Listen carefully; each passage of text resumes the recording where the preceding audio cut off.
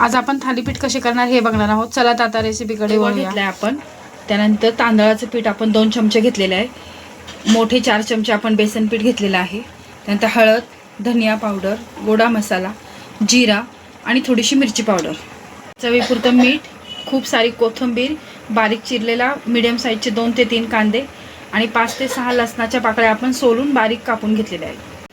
आता बेसन पीठ घेतलेले आहे. त्यामध्ये आपण 2 चमचे तांदळाची पिठी घेणार आहे. तांदळाच्या पिठीमुळे काय होतं की क्रिस्पीपणा येतो. त्यामध्ये आता आपण हा बारीक चिरलेला कांदा, लसणाच्या पाकळ्या आणि खूप सारी कोथिंबीर. आता ह्यामध्ये अर्धा चमचा हळद, 1 चमचा जिरे, 1 चमचा गोडा मसाला, 1 चमचा धनिया पावडर आणि फक्त अर्धा चमचा लाल तिखट. तुमच्या आवडीप्रमाणे कमी जास्त तिखट करू शकता.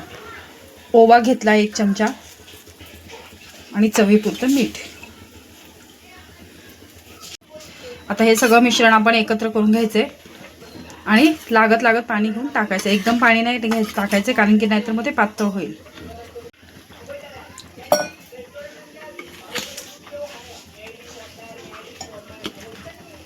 अशा प्रकारे आपण हे बॅटर करून घेतलेलं आहे. जास्त पातळही नाही आणि जास्त घट्टही नाही.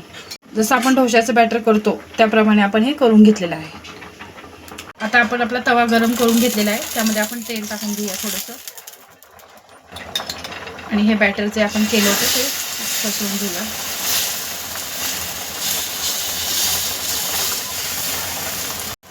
आता आपण हे व्यवस्थित टाकून घेतलेलं आहे. त्यामध्ये परत आपण वरतून थोडंसं तेल टाकायचं. एक बाजू 2 मिनिटं व्यवस्थित शेकून घ्यायची आहे. जेव्हा वरती बुडबुडे यायला लागतील त्यावेळेस ती आपण बाजू पलटी करायची. आता बघा एकदम व्यवस्थित निघतंय. आपली बाजू एक बाजू आता व्यवस्थित शेकल्या गेली. अशा प्रकारे आपण दुसरी बाजू शेकून घेऊया. ते बघा अशी गोल्डन ब्राऊन आपण दोन्ही बाजू करून घ्यायचे. व्यवस्थित खरपूस करून घ्यायचे. त्यामुळे काय होतं चांगले ते क्रिस्पी लागतात मग खाण्यासाठी.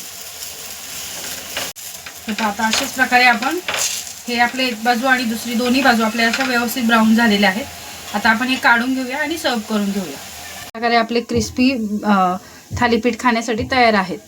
ज्यावेळेस तुमच्या घरात कुठली भाजी अवेलेबल नसेल आणि मुलांच्या डब्याच्या वेळेस सुद्धा तुम्ही पटदिशी हे करून त्यांना डब्याला देऊ शकता. हे फक्त बेसन पीठ आणि कांदा आणि कोथिंबीर वापरले की ते करायलाही अगदी सोपं आहे आणि खायलाही मुलं आवडीने खातात.